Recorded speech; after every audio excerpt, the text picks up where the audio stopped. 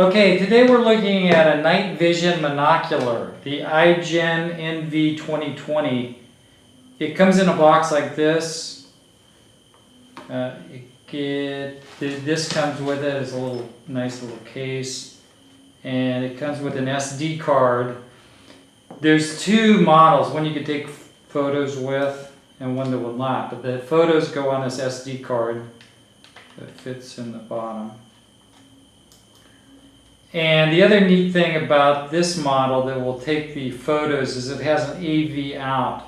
So what I have rigged up here is I have this AV out going to a mini DV recorder, which I'm now recording. You can see pictures going on here from the camera, actually.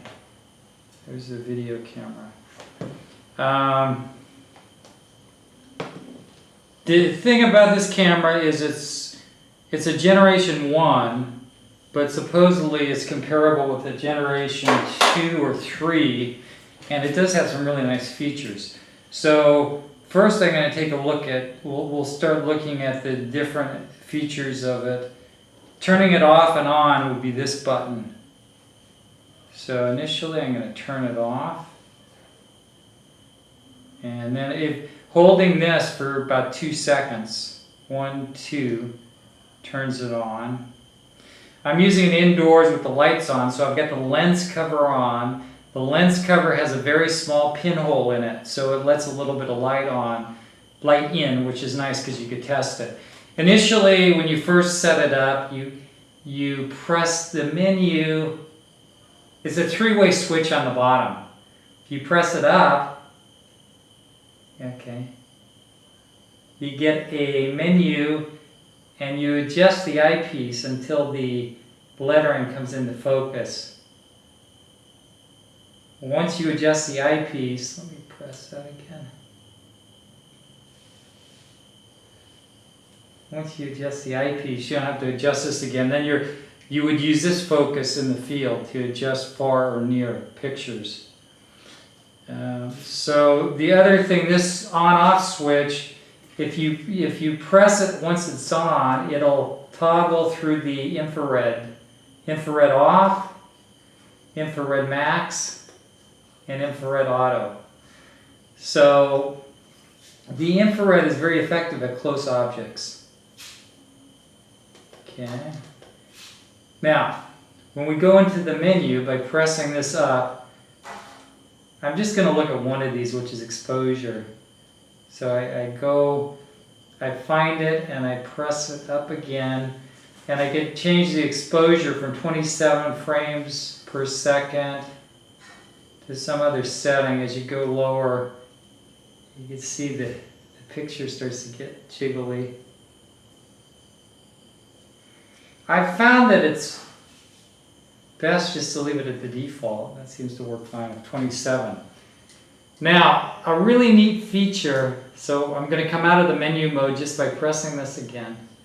A really neat feature of this is the adjustable gain. So if I go with the 3-way switch to the left, the image gets darker. Now it's black. There, I got a little bit.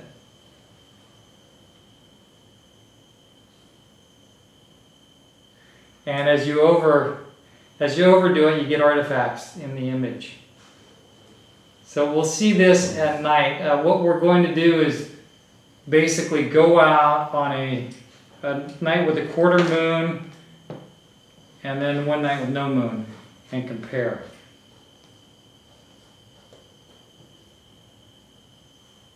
Okay, it turns it off. Okay, here we're looking at what the area that we're going to be using the monocular looks like during the day. It's basically about 400 meters from the lake, and we tried to find a place without too many lights. There's a few lights around, but basically at night it's very dark. Okay, it's a big empty field, and behind the field is a road.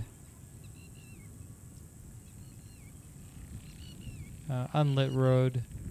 Okay, that's kind of a key area where we'll see a fire later, and that's about, like I say, roughly 400 meters to that shed there.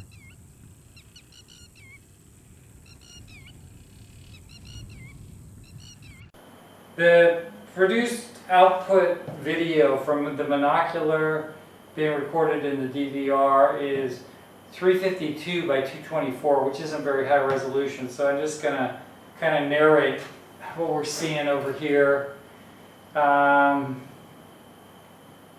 This right now is not in focus. Well, you bring it into focus by using this focus bar here. Now the IR just went off. That would be toggled here.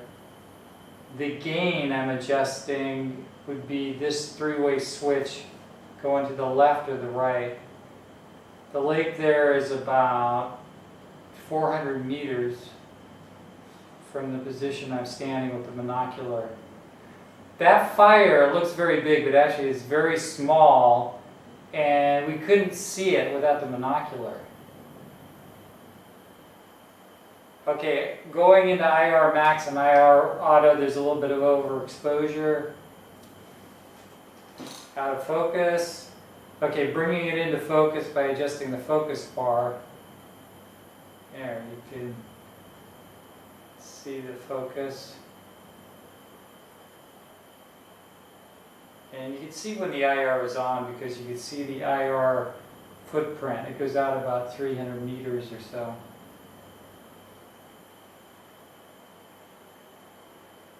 This is still on the first night, which was about a quarter moon. But the difference between a quarter moon and no moon was not really detectable. Alright. Walking around, you can see what a person looks like. There's a telephone with a small pin light. It's the source of that light there. Now we got two people in the screen.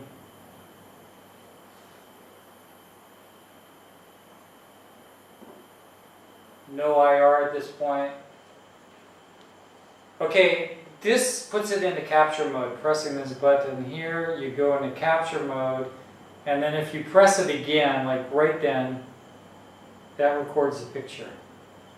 And of course the picture is stored right on this card here. Okay, walking off in the distance about halfway to the lake, a couple hundred meters.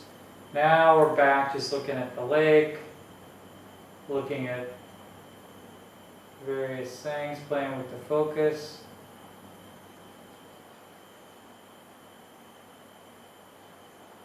You can see you get a pretty clear view of the landscape.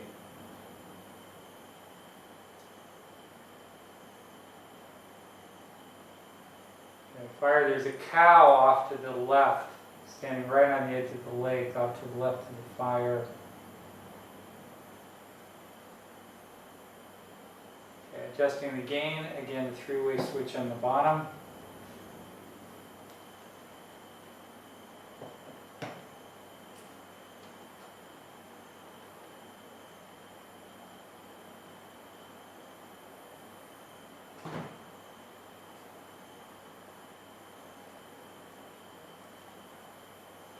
Looking back the other way, which is a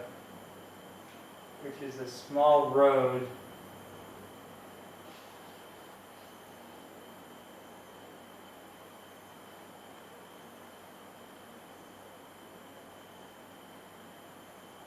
There's a vehicle. There was a motorcycle just went by.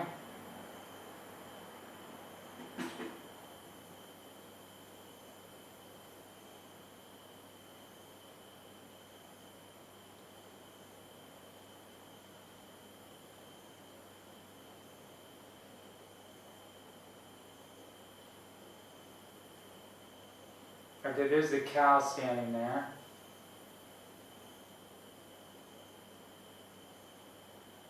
There was the capture mode. That picture was taken right then.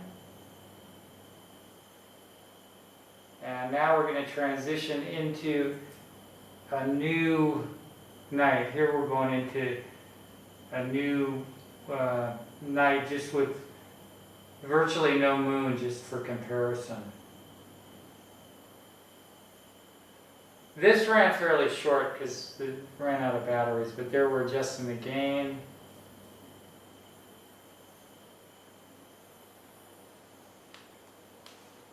IR auto power down, press IR button to cancel. Okay, here we're in IR auto. Infrared, again you can see how far out the infrared goes. IR off. There's the house, focused on the house off in the distance. So this is more the same. Overall, the Monocular seem to perform pretty well.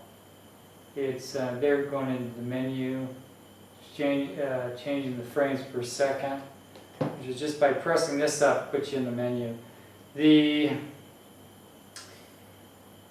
beauty of this Monocular, from having looked at some other ones in the same price range, is the gain setting is really powerful. It really gives you a ability to bring up the brightness and to be able to see clearly when especially when you're out of IR range. So that's it.